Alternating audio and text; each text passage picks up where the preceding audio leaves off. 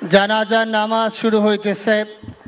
4 তাকবীরের সাথে ফরজে কিফায়া জানাজার নামাজ কেবলামুখী হয়ে ইমামের পিছনে আদায় করতেছি। আল্লাহু আকবার। এভাবে আমরা নিয়াত করে নেব। যারা আরবিতে নিয়াত পারি তারা আরবিতে করব, যারা আরবিতে পারবো না তারা বাংলায় এভাবে বলে নেব।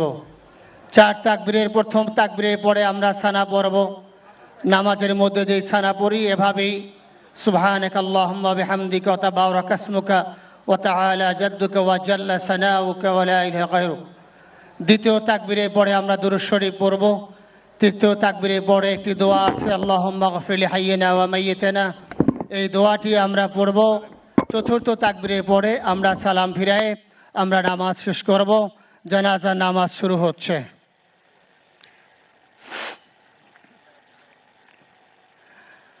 আল্লাহু আকবার।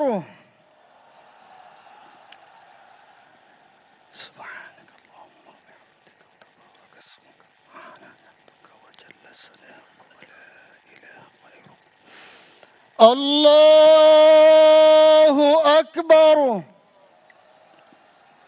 اللهم صل على سيدنا محمد وعلى آل محمد وعلى إبراهيم وعلى آل إبراهيم إنك حميد مجيد. اللهم بارك على محمد وعلى آل محمد كما باركت على إبراهيم وعلى إبراهيم إنك حميد مجيد. الله أكبر. اللهم اغفر لحينا وميتنا وشهيدنا وغائبنا وصغيرنا وذكرنا وانثانا. اللهم من احييته منا فاحيه على الاسلام ومن توفيته منا فتوفه على الايمان. 32 ইঞ্চি জেভিকো টিভি এখন মাত্র 15,000 টাকায়, সাথে পাচ্ছেন 3 বছরের প্যানেল ওয়ারেন্টি। برحمتك يا ارحم الراحمين. الله اكبر. السلام عليكم ورحمة الله. السلام عليكم ورحمة الله. أشهد أن لا إله إلا الله.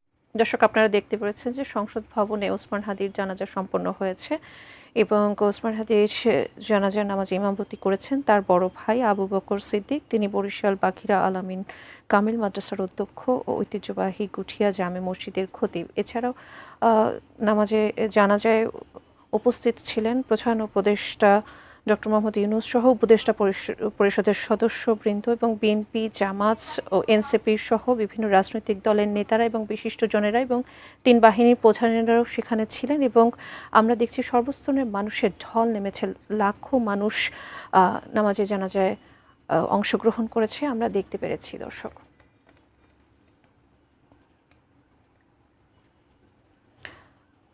এবং আমরা জানি যে জানাজা শেষে ঢাকা বিশ্ববিদ্যালয়ের জাতীয় কবি কাজী নজরুল ইসলামের সমাধির পাশে তাকে সমাহিত করা হবে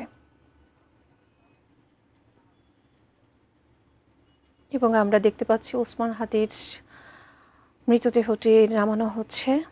এখন নিয়ে যাওয়া হবে কবি কাজী নজরুল ইসলামের সমাধির পাশে, তাকে দাফন করা হবে।